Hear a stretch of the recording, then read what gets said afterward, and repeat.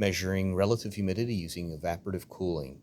This device I have here is what's called a sling hygrometer.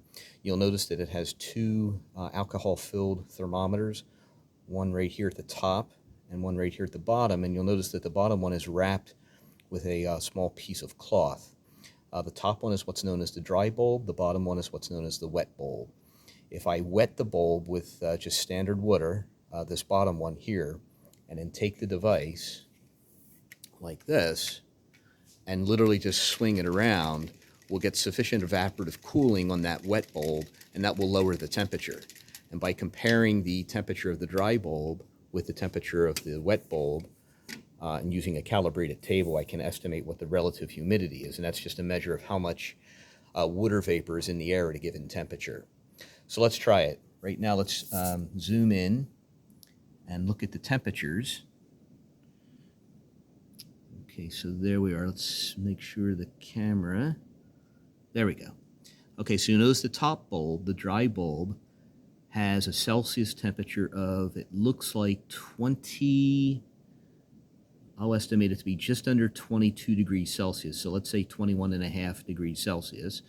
And you'll notice the bottom bulb, the numbers have been shifted slightly to the left, but you'll notice that the bottom bulb also is just below 22 degrees Celsius. Let me make sure you can see the top of the alcohol layer there. There we are.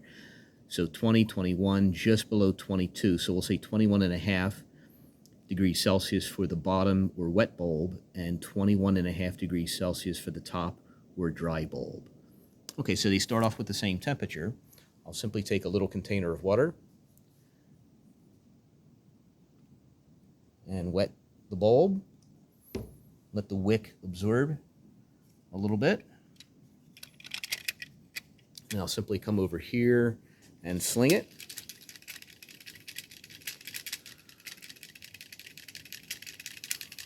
Okay, so I get a lot of airflow over the wet bulb or that wick. That'll promote evaporation of some of the water, and that will lower the temperature of the material inside the bulb.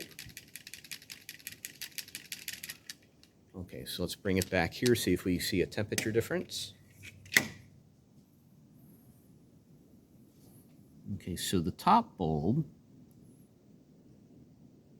looks like the temperature has actually gone down a little bit. Now that could just be from the centrifugal effect on the liquid from my rotating it, but then we can assume the same effect on the wet bulb. So our dry bulb reading at the top looks like it's exactly 20 degrees Celsius, and we'll notice that our wet bulb is cooler. So instead of 20 degrees Celsius, it looks like it's 18.5 degrees Celsius. So what meteorologists have done is just produced a calibrated table. And so I'll simply look for the dry bulb temperature over here. That was what we said, 20 degrees Celsius. And then if you notice at the top, I'm going to be looking for the difference between the wet bulb and the dry bulb temperatures. So again, if we go back here, we have a difference between 20 degrees Celsius, and I think I estimated that to be 18.5 degrees Celsius. The problem with these thermometers is looks like, yeah, about 18.5. So the difference between 20 and 18.5 is 1.5, so not much of a difference. So the difference between the two thermometers would be somewhere between here. Let's just round it up to 2. And then we saw that our dry bulb temperature was 20. And so according to this device, the sling hygrometer, the relative humidity of the air in this room is 82%.